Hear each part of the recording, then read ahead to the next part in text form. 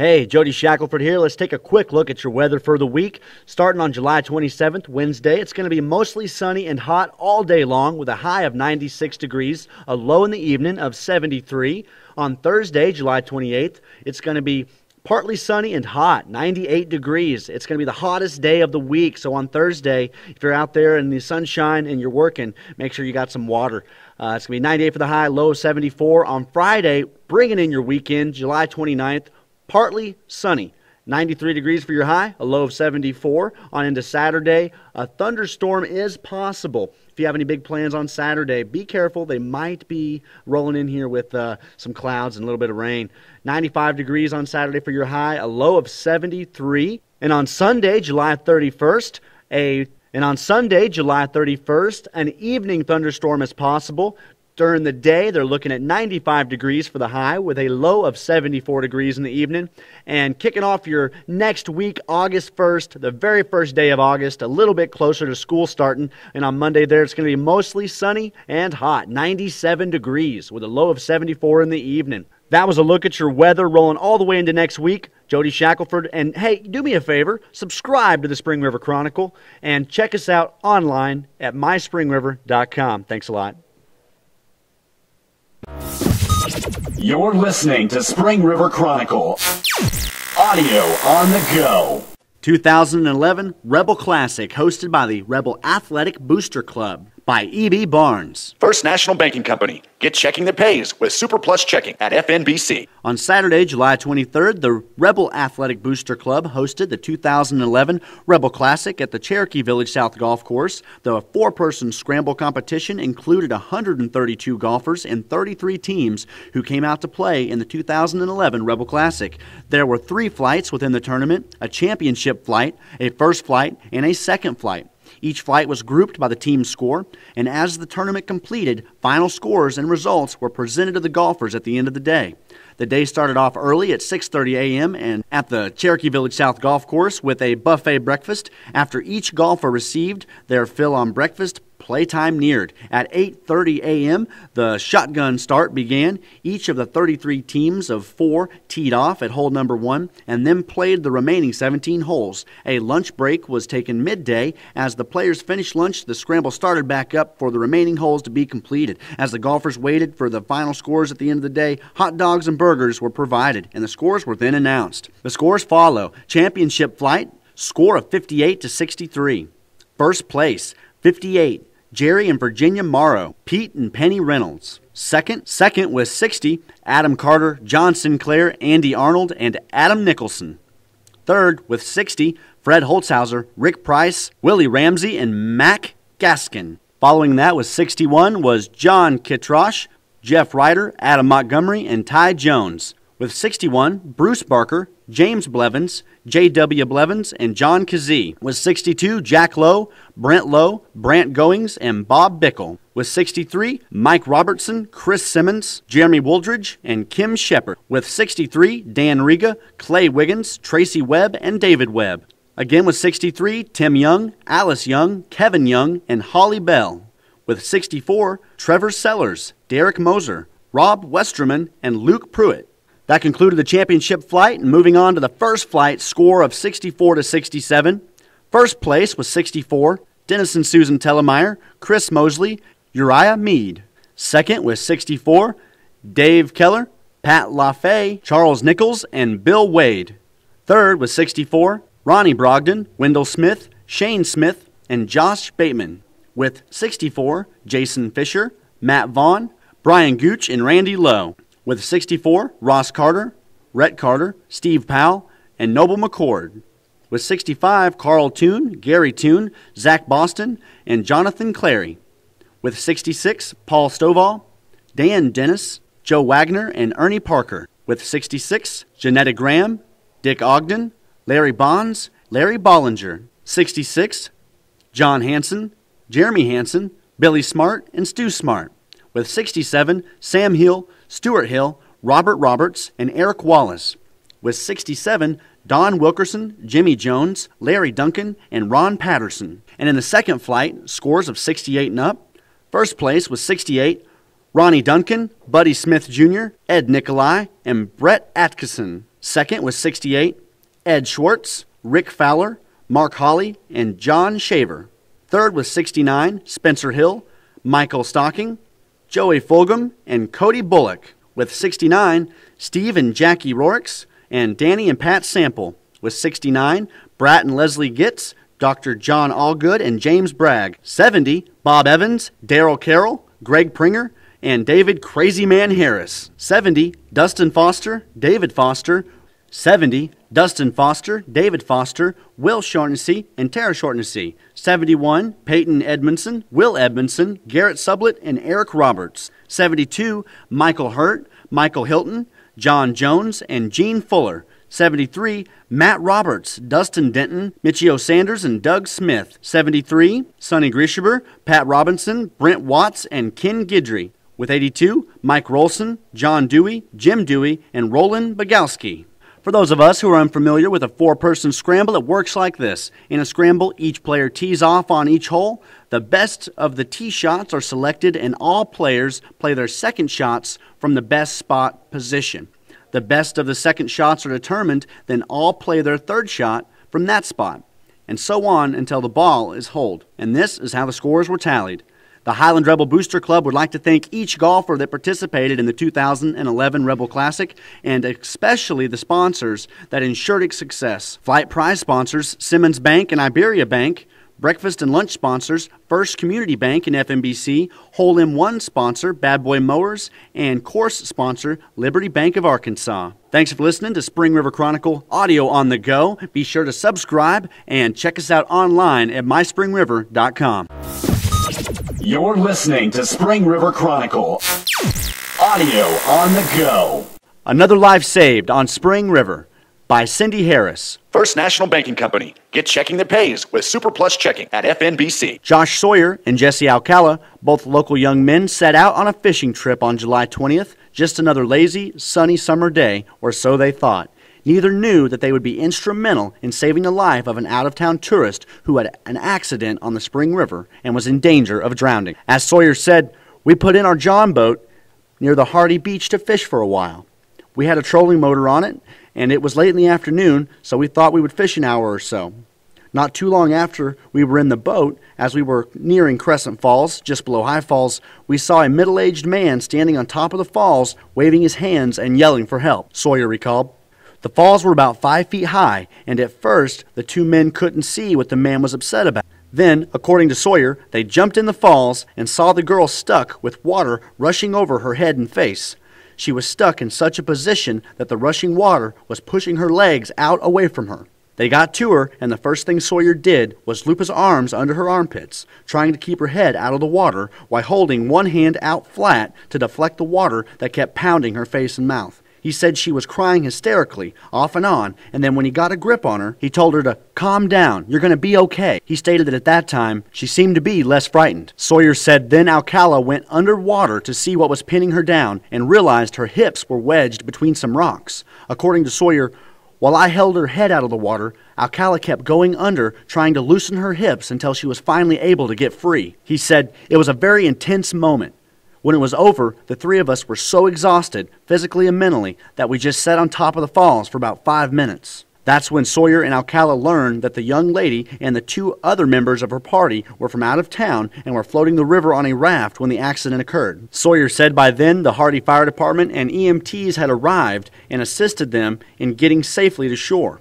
They checked her out, and other than bruises and scrapes, she sustained no major injuries. Firemen who responded were Josh Bennett, Rick Blunt, Steve Garner, Chris Grafey, James Griffin, Jason Griffin, David Henry, James Hutchison, Ernie Rose, Carol Traw, and Gerald Traw. Thanks for listening to Spring River Chronicle Audio on the Go. Be sure to subscribe and check us out online at myspringriver.com.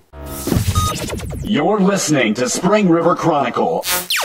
Audio on the go. State Capitol Week in Review from Senator Missy Irvin. First National Banking Company. Get checking that pays with Super Plus Checking at FNBC. Tourism's contribution to the Arkansas economy increased by 1.4% last year from $5.38 billion to $5.45 billion. The number of visitors in the state actually went down slightly, but their spending was up. Industries that cater to travelers employ more than 58,000 Arkansans and paid $1 billion in salaries. Based on surveys and information collected at welcome centers on the state's borders, Texas ranked highest as a state of origin for visitors. Missouri was second, followed by Oklahoma, Tennessee, Louisiana, and Mississippi. Garland County was the top destination, followed by Pulaski, Carroll, Benton, and Fulton counties. The State Parks and Tourism Department has identified these top urban markets for visitors to Arkansas: Dallas-Fort Worth, Memphis, Shreveport, Springfield, and Tulsa. For years, the Tourism Department has bought television spots in those markets, both on broadcast networks and cable television stations. Also, it places ads for Arkansas tourist destinations in magazines like Southern Living, Texas Monthly, and AAA Southern Traveler. Newspaper inserts that promote Arkansas's tourism go into daily and weekly papers in Louisiana, Texas, Oklahoma, and Memphis. In the past few years, the department consistently worked to improve its website and has increased online advertising on mass sites like Yahoo and Facebook. It also places online ads in niche sites such as Field & Stream, iExplorer, and Motorcycles.com. Last year, Arkansas tourism officials developed websites for mobile phones. People with a smartphone can search for vacation packages, events, hotels, restaurants, and attractions through a variety of mobile phone links. The Arkansas tourism website added a Google Mashup feature last year. For example, when an internet user opens a Google map to look for a location in Arkansas, that person can instantly search for all the cabins within a 50-mile radius, with links to each for additional details. For several years, the Parks and Tourism Department has relied on social media sites such as Facebook and Twitter to guide internet users to its website. The department's media strategy targets adults ages 25 to 54 with a focus on women and families with children. A second target was adults over the age of 50 with an emphasis on women. Now, the primary market are neighboring states, especially urban areas. For example, in the fall, an advertising campaign for Arkansas tourism saturated the major interstates and downtown areas of Dallas with billboards and outdoor advertising. Secondary markets include Illinois and Kansas. Niche markets abound. We offer destinations of interest to naturalists and birdwatchers, Civil War buffs, antique collectors, motorcyclists, people interested in the civil rights movement, hunters, fishermen, outdoor enthusiasts, sports fans, people on church retreats, art aficionados, and music lovers. A 2% sales tax on tourist-related items pays for advertising campaigns that promote Arkansas as a tourist destination. Revenue from the tourism tax increased by 1.1% last year to about $11.5 million. For the first few months of 2011, revenue from the tourism tax is on pace to outgrow last year by more than 3%. For the first few months of 2011, revenue from the tourism tax is on pace to grow by more than 3% over 2010. Thanks for listening to us on Spring River Chronicle Audio on the Go. Be sure to subscribe and check us out online at myspringriver.com. You're listening to Spring River Chronicle Audio on the Go. Changes in the air for the Sharp County Fair by John Norberg. First National Banking Company. Get checking that pays with Super Plus Checking at FNBC. When the Sharp County Fair is mentioned, several things come to mind, like the pageants, exhibits, the many animal shows and contests, of course the rides, and all the great food. Fun and hot. Well, the hot part is about to change. Over the years, the main topic of conversation is how hot it is during the fair with no place to cool down. Well, for all those and everyone else, let's do our part to give everyone a place to take a break and cool off. The Sharp County Master Gardeners have received permission from the Sharp County Fair Board for the go-ahead to raise money for the air conditioning of the Education Building, where all the contestants' exhibits are displayed. After receiving several bids, the best option will run roughly $20,000. The Sharp County Fair has grown each year into every year over the last 8 years. It has gone through several changes during this time also. The building and upgrade of the show arena, the building of 2 new restrooms attached to the Chicken Rabbit exhibit area. This past year, an extension to the Education Building, adding much-needed space for the growing number of exhibits the fair gets each year. Now, with the trend of bettering the Sharp County Fair, let's keep it going with getting air conditioning for the Education Building. Not only will the building be getting air conditioning, but it will also be getting heat.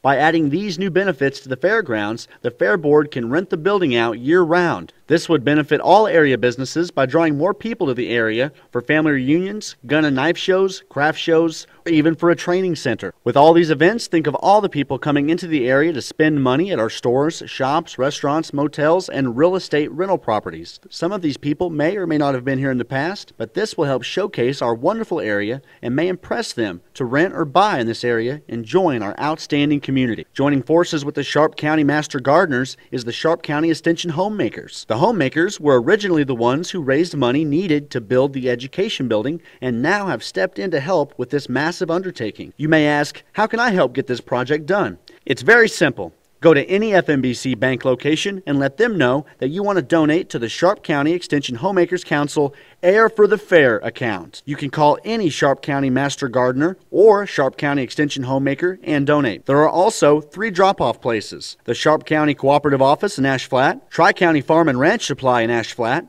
and the Village Martin Deli in Cherokee Village. The Sharp County Master Gardeners and Sharp County Extension Homemakers will be having fundraisers this year and several raffles and benefits to help assist with the fundraising and organizing of several events.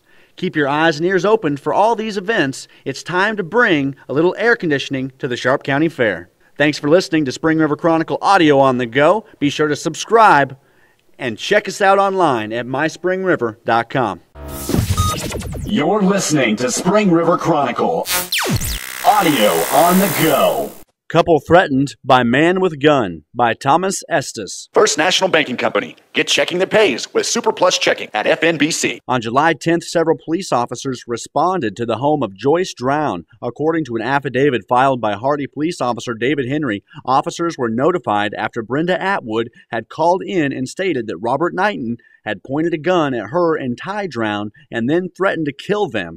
Upon arriving at the scene, Henry spoke with Knighton and his girlfriend, Joyce Drown, at the front door of the residence. According to Henry, Knighton stated he did not like Brenda Atwood. All she did was cause problems for him and his girlfriend, Joyce. Knighton denied pointing a gun at Atwood and Drown. Henry then spoke with Brenda Atwood, who stated that she and Ty Drown had picked up Ty's mother, Joyce, to go to the river, and while they were gone, Knighton called several times and wanted to know when Joyce would be home. When they returned to Joyce's residence, Joyce went inside to retrieve some spaghetti and Atwood's dog. According to Atwood, while Joyce was entering the residence, Knighton was pacing in the driveway, and after Joyce entered the house, Knighton pointed a small black handgun at Atwood and Ty Drown and stated that he was going to kill them both. Knighton then allegedly approached the vehicle in which Atwood was parked and tried to hit her twice. Joyce then returned outside and told Knighton to go into the house. According to Atwood, after she and Ty Drown tried several minutes to get Joyce to leave with them, she and Ty left the residence and called police. After speaking to Atwood, Officer Henry asked Knighton if he had a handgun, and Knighton said that he had a .22 caliber pistol. Henry then located the handgun inside the residence and then confiscated the .22 pistol, a Beretta-made BS-22 from Knighton. Henry then spoke with Ty Drown, who corroborated the same story as Atwood. Henry called for a warrant for arrest in Sharp County, charging Knighton with aggravated assault, a Class D felony. Thanks for listening to Spring River Chronicle Audio on the Go. Be sure to subscribe and check us out on myspringriver.com. You're listening to Spring River Chronicle. Audio on the go. Hardy hosts KTTV Ice Cream Social by Sheila Roberts. First National Banking Company. Get checking that pays with Super Plus Checking at FNBC. It was a perfect day for ice cream with temperatures of 108 degrees Fahrenheit on the set, where an ice cream social was held at Buford Beach in Hardy July 21st. The KTTV Channel 8 news team was present to sign autographs, meet visitors, and to broadcast live from the banks of the Spring River. They wanted to tell all the viewers that Hardy is alive and vibrant after the flooding earlier this year. Visitors and locals alike swarmed to the beautiful banks of Buford Beach on Spring River in Hardy, Arkansas. Some may have been there to take a cool splash. However, others were aware that they were about to be visited by the KTTV Channel 8 news team. The news team was broadcasting live and remote on location. Mike Cathy, Assistant Chief Engineer, was responsible for setting up the equipment and making the connections possible for the live remote broadcast. They had come to the beach at 1 o'clock in the afternoon to begin to set up and test their equipment with their headquarters in Jonesboro. A remote pickup unit was on the spot transmitting a signal to another television production truck set up across the freeway, and from there the signal was sent back to the station. Diana Davis, anchor reporter, has been reporting news for Northeast Arkansas and Southeast Missouri for 2 decades. In the early 90s, she had presented a story on Julia Shadow, a mother of 4 who homeschooled her children, who was also there and reminisced with her about the broadcast. Diana said they knew Hardy had been flooded and they just wanted to let people know that they could still come here to visit. She said they would be presenting an economic and history package of the town. Ryan Vaughn, chief meteorologist, commented on what a beautiful backdrop this would be for doing their live broadcast and said it was the first time in history for a live remote on the Spring River. He also said that for the first time in history, he was going to wade out into the Spring River to do his broadcast. Craig Rickert, anchor reporter, was there signing autographs along with Brandy Hodges, reporter-photographer, Keith Bowles, video journalist, Tim Ingram, Jeremy Shirley, marketing, and Tori Shirley, sales. They, along with other members of the crew, were out in the soaring temperatures, helping make the live broadcast remote possible, and doing it with a smile on their faces. The children swimming nearby were excited to have the opportunity to be seen on television. They were swimming and playing in the water close to where the news anchors were broadcasting live. In between segments of the program, someone from the crew asked them to make sure that they could all stand and were not getting too deep in the water. Speaking at the event, the first guest was Brian Nix Hall, minister of the United Methodist Church. Mr. Hall said that he was an 8th-generation resident of Sharp County, and when he was asked about the economy and how the flooding had affected the people, he said, "There's never been a time of hardship that we've ever faced together that we haven't pulled together." He said that he felt the flooding in 1982 was worse than the one this year. The news broadcast history segment reported that the town of Hardy was started by James A. Hardy, Jr. and was originally an area of 600 acres on the Spring River. Many Memphians would come to visit by way of train called the California Special to enjoy the river. The pleasure of playing in the cool Spring River is, to this day, one of the reasons why tourists come to Hardy. The pre-recorded segment was over when the broadcast turned to the live remote, and Ryan Vaughn was in the water and said, "If you jump in the river, it feels pretty good." After reporting the weather, the next guest was Linda Collins Smith, Arkansas State Representative from District 80. She reported the economy is tough and less people are traveling far to vacation. She stated the river is the lifeblood of the community. It was an exciting time to come out and be on the banks of the beautiful Spring River, especially since it's not every day that Hardy is visited by KAIT and their news team, and it was good to have them in Hardy helping to get the word out that this town is ready for more visitors. To view more information about historic Hardy, Arkansas, you can go online to discoverhardy.com. Thanks for listening to Spring River Chronicle Audio on the Go. Be sure to subscribe and check us out online at myspringriver.com. You're listening to Spring River Chronicle. Audio on the go. Life Lost in Drowning by Cindy Harris. First National Banking Company. Get checking that pays with Super Plus Checking at FNBC. While vacationing with her family in Hardy, Carla Jo Davenport, 41, of Lone Oak, Arkansas, drowned July 25th when she was thrown from her raft and trapped between rocks near Rio Vista. Carla Jo and her husband Tommy Davenport, along with their 7-year-old son, were staying in a cabin at Rio Vista in Hardy when they decided to take the float. As they got to the Rio Vista Falls, their raft capsized and Davenport fell into the river. Seeing she was trapped, her husband immediately tried to free her as their son made his way to the shore. According to the Hardy Police Department incident report, on July 25, 2011, at 1:21 p.m., Roger McCord called 911 and reported that a lady had been hurt going over the falls in Rio Vista. Upon arrival, rescue workers were attempting to dislodge the victim at Rio Vista Falls in approximately 3 foot of swift water. The victim had gotten caught in the rocks on the falls face down.